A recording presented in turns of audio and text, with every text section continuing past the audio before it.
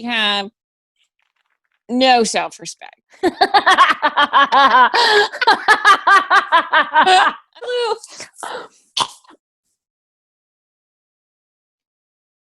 Yeah. Oh! Happy Skywalker. Hey, Grandma. Welcome to Paranormal Spirits. We're here to tell you a scary story. Are you ready? Hey, Sailor. Welcome to Paranormal Spirits, where we share a drink, we tell you a spooky story, and then we rip it apart, because booze always shows the truth. Hey, Caitlin. Hey, Lynn. Welcome to Paranormal Spirits. Hey, thanks. As always, we will be playing Emily's drinking game. Emily's drinking game. Ooh. So whenever we screw up a word or phrase, which is all the time, we will drink. So grab a drink, play along with us, and here we go. Drink responsibly, friends. Yes. Not like us. Don't be like us. Are you ready to hear the tale of Turnbull Cabin? No. Turnbull Cabin. Cavern.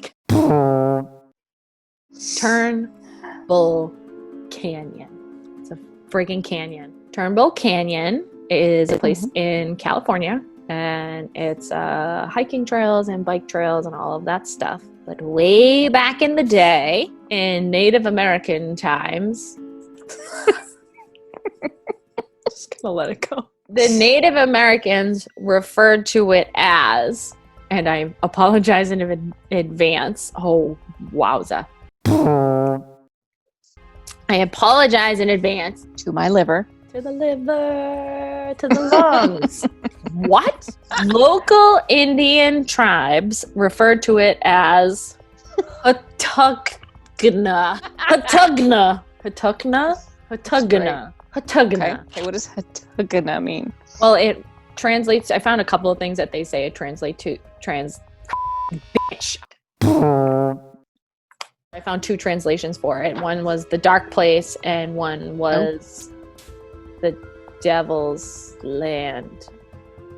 The place of the devil. Wow, both sound like my kind of place. The local Indians were always scared of it, obviously, because they called it like devil's hometown. Do the Native Americans have a devil? When Spanish missionaries came, they found out that the Native Americans were scared of this place, so they wanted them to face their fears, and they forced them all to go there, and essentially told them that if they didn't convert to Christianity, they would kill them. Sounds about right. So they killed them all, or anybody who didn't convert to Christianity. That's horrible. So there's all sorts of crazy stuff that they say happens there. I don't know who they are, but they say a lot. A lot of hikers report that they feel like they're being watched when they're near the water tower that's in the canyon. So during the Great Depression, people started hearing rumors of new tenants in the canyon. They said that it was a large group of men and women, no children, who wore black robes and did the thing in black robes. And one guy decided he was going to go check it out. And when he snuck out there, he came across all the dudes and chicks in their black robes. And they had a young boy tied up, mouth stuffed with a sock, which is totally what I would do with a kid. And he was strapped to a cross. Another one of your uplifting stories, I see. And they were dancing around this little tweet and singing and doing all sorts of crazy stuff, and then they picked up the cross and like flipped it over so it was inverted, so he was strapped to an upside down inverted they St. Petered him. They gave him the old St. Peter, and then they started to beat him up, and they were like yelling and chanting, and the chanting was intensifying, and it went on for a little while. The witness said they saw them take him off the cross, put him in a bag, throw him in the back of a wagon, because apparently the Great Depression was wagon times. They put the kid in a wagon, and he Oregon trailed his ass out of there.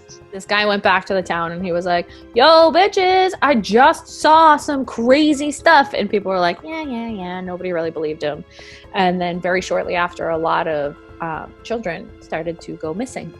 And then by the time the people like got their stuff together and rode out there with their weapons, the black robe group was gone. They had left. So another story was,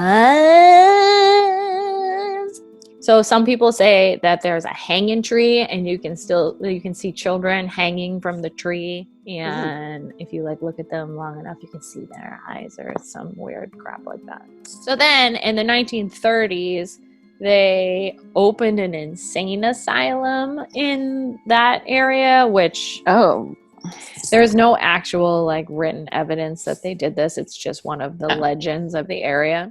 I also might be very wrong, and that might be 100% accurate.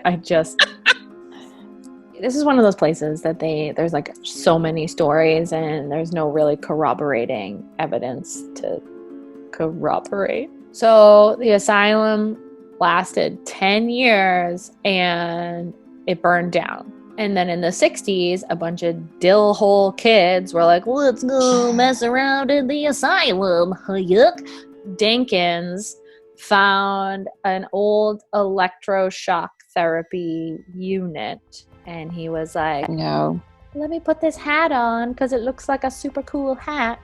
And although there was no electricity to that location for years, he got fried to smithereens. Well, you know, when you find an old ECT machine, tip to all you out there, don't put it on. I'm going to put it on. You would. I might need it though, so. You'd be like, oh yeah, that's good. I'd be like, ooh, hotter, shock me.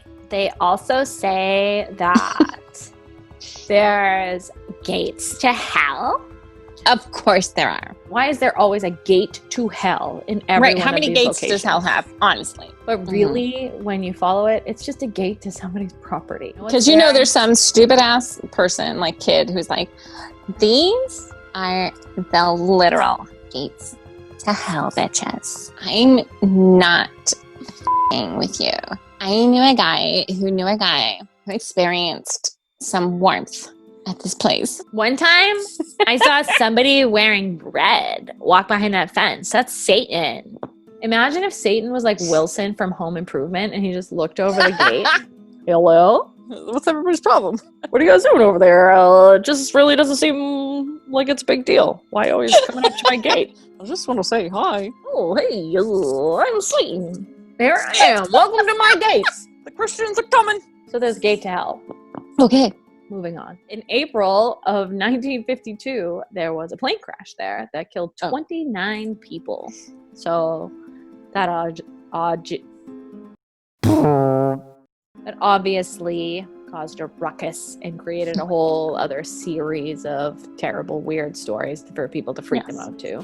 But in all reality, there was a murder there. In 2008, a woman was shot point blank by people that she knew and then dragged behind the car for 5 miles because they think that she was like hooked onto the seatbelt. Oh. And the people that shot her were like just trying to get away and they didn't realize that she was hooked onto the seatbelt. And the reason they killed her was because they had committed some sort of crimes and they thought that she was going to rat them out. Do you think that they like drove her to the gates of hell? Bitch, we're taking you to the gates of hell. We're going to the gates of hell. Ooh, yeah. Macho Man Randy Savage. Well, shit. That's my crappy ass story of some shithole canyon in California. It's not a shithole. I hear it's actually very nice to hike around. Hey, how's it going? Did you have a nice hike? Hope you enjoyed it. Make sure you drink water. Yep. Thanks for watching and all of that jazz. Do the thing where you like and subscribe and ring the bell because you should, because we're awesome. We're really not, but that's all we have for you today. We'll see you real soon with whatever stupidity we have for you next. And go and take yourself to the devil's gate to hell. Get the hell out. Get the hell out. Get out. Goodbye. Goodbye.